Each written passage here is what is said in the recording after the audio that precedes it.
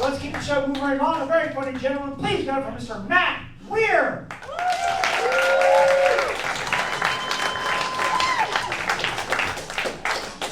Good evening, everyone.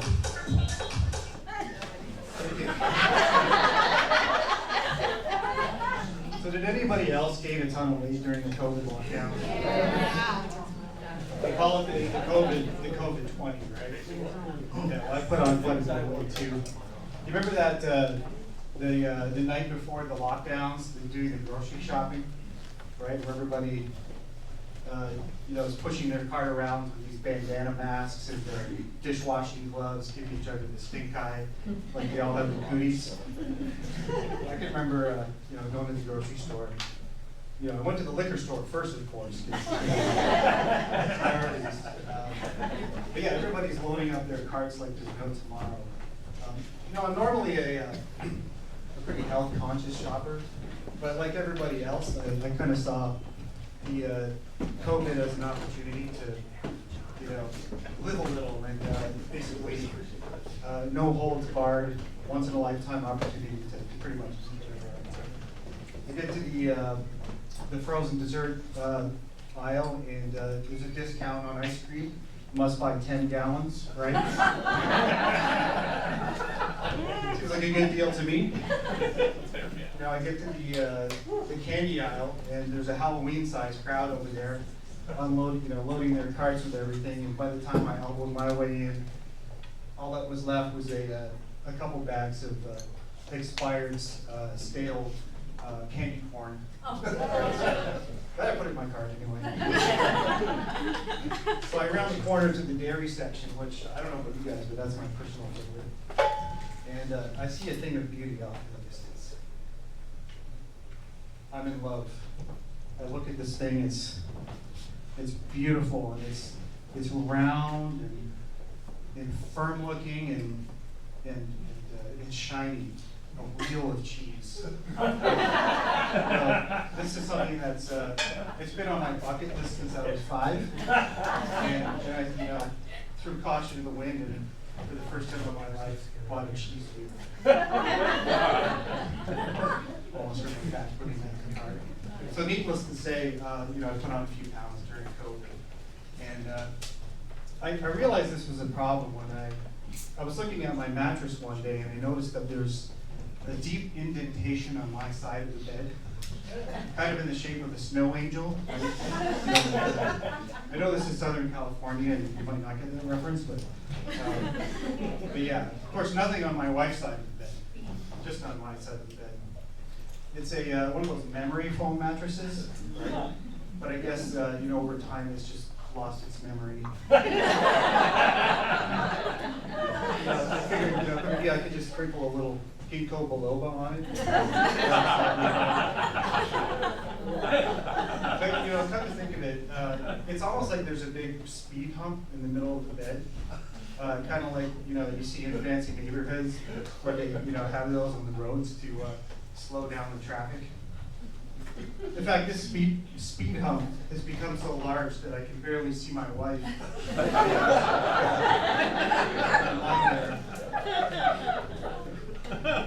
On a typical, on a Saturday night when I'm feeling a little romantic, it goes something like this. I'm coming, honey. I'm coming, honey. I think I can. I think I can. I think I can. I think. And that's just me trying to get over the speed hump so that I can snuggle with my wife and watch the Netflix. What do you guys think I was talking about? You guys have dirty minds. But in all reality, the speed hump is a bit of an impediment to the speed hump. So,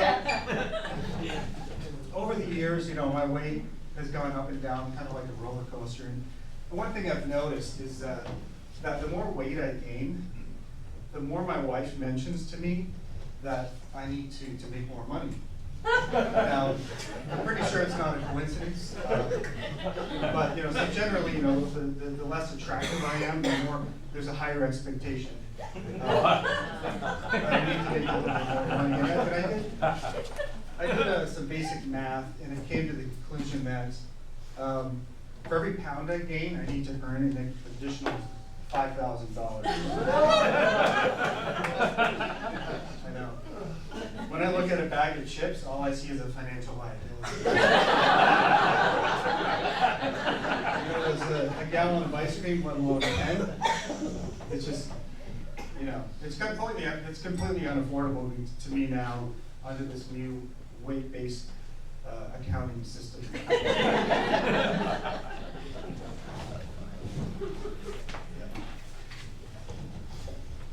And oh yeah.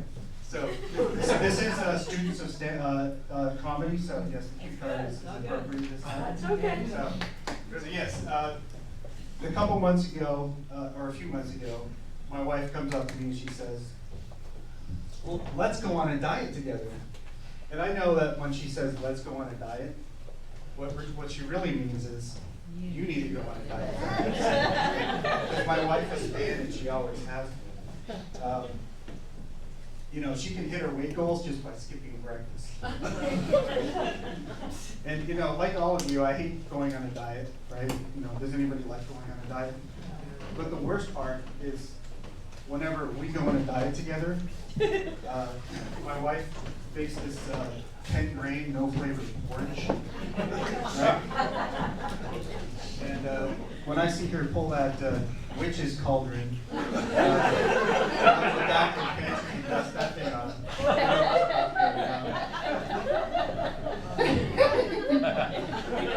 She makes enough of this, what I call mush, for breakfast and lunch for the whole week, every week. Yay me. But I tell you what makes that mush taste a little bit better. If I sneak in about a half cup of sugar and some chocolate chips, that'll teach it. Another thing that I've learned is when I'm on a diet, there's nothing louder in this world than opening up a candy wrapper in the kitchen. What are you doing down there? I'm just checking on the stove to see if anybody left it on, which is a totally legitimate excuse at my house, because my wife has this irrational fear of somebody leaving the stove on by accident and the house burning down. So, totally legit.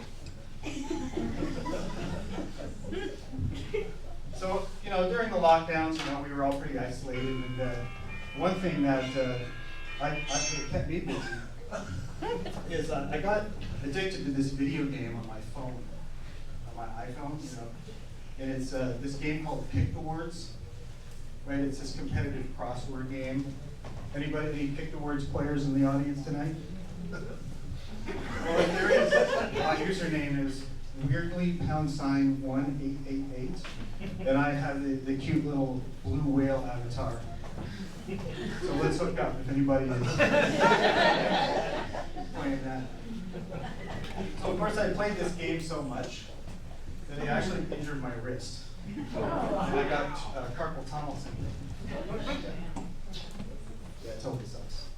And while we're on the topic of wrist injuries, if you injure your wrist masturbating, is that considered, if you talk to your doctor, would you describe that as a repetitive use injury or a sports injury? I'm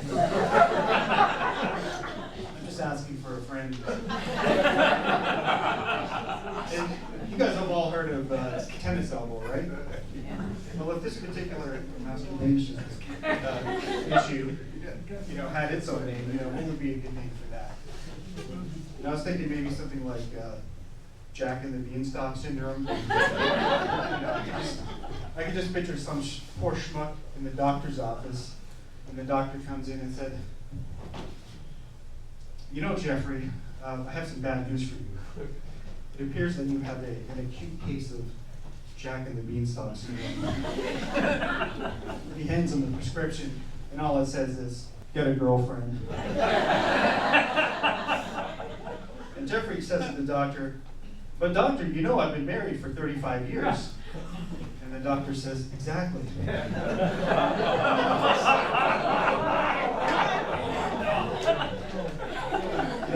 This Jack and the Beanstalk syndrome, I can picture it with its own WebMD article online, right, with a list of causes and symptoms, etc.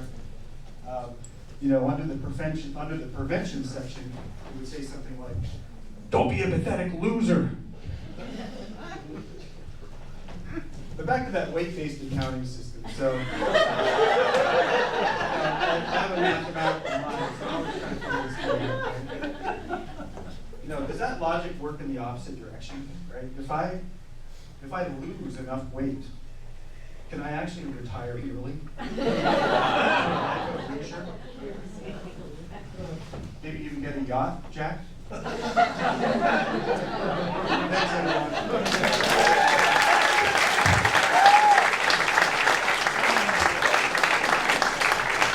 Weir, that was a lot.